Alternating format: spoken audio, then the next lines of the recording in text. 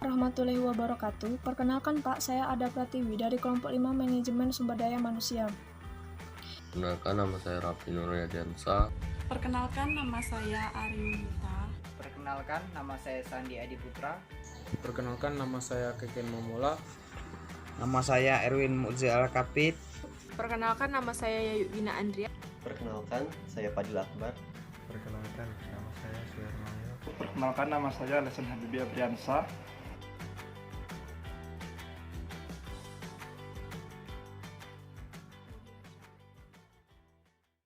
Pada video ini saya akan mempresentasikan materi kami yang berjudul pelatihan dan pengembangan.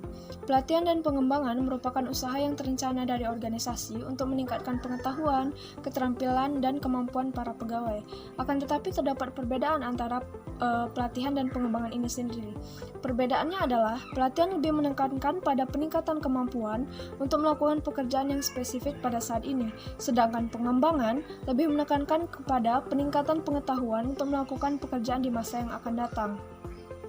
Nah, pelatihan dan pengembangan ini sendiri dibutuhkan karena terjadi beberapa sebab, seperti tidak tercapainya standar pencapaian kerja, karyawan tidak mampu melaksanakan tugasnya, karyawan tidak produktif, tingkat penjualan menurun, serta hasil keuntungan menurun.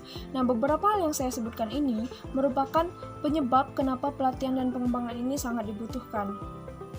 Pelatihan juga memiliki manfaat tentunya. Yang pertama, pegawai yang baru direkrut belum memahami secara benar bagaimana melakukan pekerjaan. Nah, jadi dengan adanya pelatihan dan pengembangan, karyawan yang baru direkrut yang belum memahami pekerjaannya mampu memahami secara benar pekerjaan yang akan dilakukannya setelah melakukan pelatihan dan pengembangan tadi. Kemudian yang kedua, perubahan-perubahan dalam lingkungan kerja dan tenaga kerja. Ilmu pengetahuan teknologi itu tentu akan mengalami perubahan. Nah, perubahan inilah yang akan mempengaruhi sebuah kemampuan pada karyawannya. Nah, dengan adanya pelatihan dan pengembangan ini, karyawan diharapkan mampu menyesuaikan diri terhadap perubahan yang terjadi di lingkungan kerja tersebut. Kemudian yang ketiga, meningkatkan daya saing perusahaan dan memperbaiki produktivitasnya maksud saya. Yang keempat, menyesuaikan dengan peraturan yang ada. Nah, pelatihan dan pengembangan ini sendiri juga memiliki jenis-jenisnya. Yang pertama, pelatihan keahlian atau skill training. Nah, skill training ini sendiri merupakan jenis pelatihan yang diadakan dengan tujuan agar peserta mampu menguasai sebuah keterampilan baru maksud saya yang berhubungan dengan pekerjaannya. Jadi skill training ini sendiri bertujuan untuk mengembangkan kemampuan atau skill karyawan tersebut dengan pekerjaan yang bersangkutan.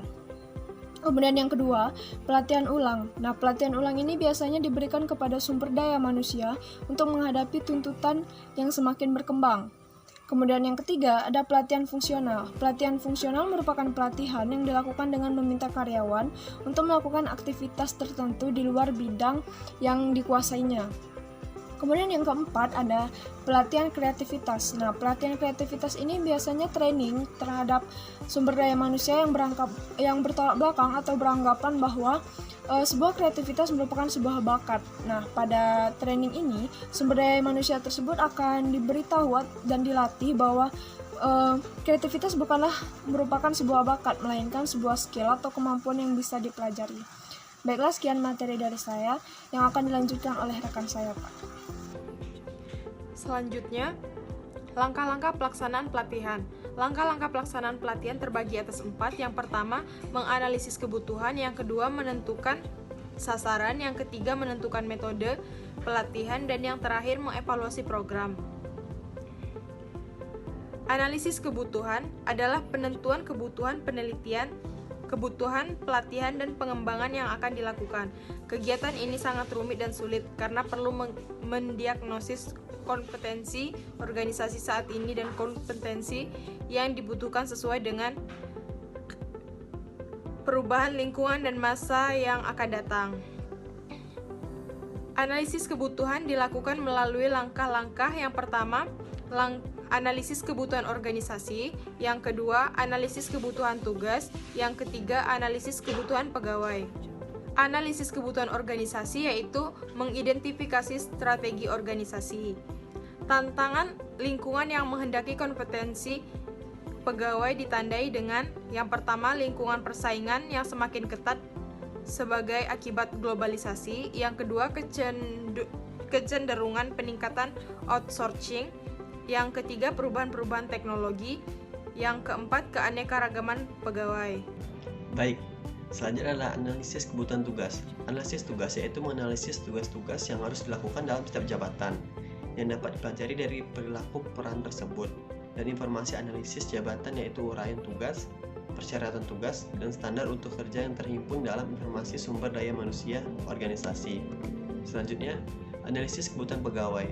Analisis kebutuhan pegawai adalah menganalisis mengenai apakah ada pegawai yang kurang dalam kesiapan tugas-tugas atau kurangnya kemampuan, keterampilan, dan pengetahuan yang dapat diketahui dari penilaian kerja, observasi ke lapangan, dan kuesioner. Selanjutnya, penentuan tugas penelitian. Tujuan pelatihan sendiri harus dirumuskan secara spesifik agar perubahan perilaku atau perubahan pengetahuan yang ingin dicapai setelah pelatihan dilakukan. Berdasarkan tujuan tersebut, maka ditentukan materi untuk pelatihan untuk mencapai tujuan yang kita inginkan. Selanjutnya adalah pemilihan metode pelatihan. Ada dua metode, yaitu on the job training dan off the job training. On the job training sendiri yaitu yang dilakukan pada waktu jam kerja, berlangsung baik secara formal maupun informal. Off the job training yaitu pelatihan dan pengembangan yang dilakukan secara khusus di luar jam kerja. Selanjutnya, faktor efektivitas pelatihan. Yang pertama ada participation atau partisipasi, merupakan keterlibatan seorang peserta dalam kegiatan secara aktif dan secara langsung. Yang kedua, repetition adalah melakukan atau mengatakan secara berulang-ulang dalam usaha menanamkan ide dalam ingatan seseorang. Yang ketiga, reflange.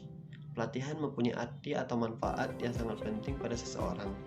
Yang keempat, transference adalah kesesuaian antara pelatihan dengan pekerjaan yang dilakukan sehari-hari oleh pegawai.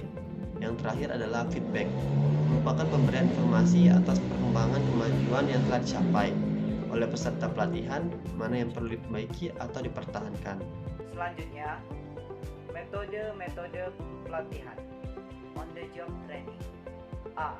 Job instruction training atau latihan instruksi jabatan adalah pelatihan untuk manajer atau supervisor yang bertindak sebagai pelatih untuk menginstruksikan bagaimana melakukan pekerjaan tertentu dalam proses kerja. B.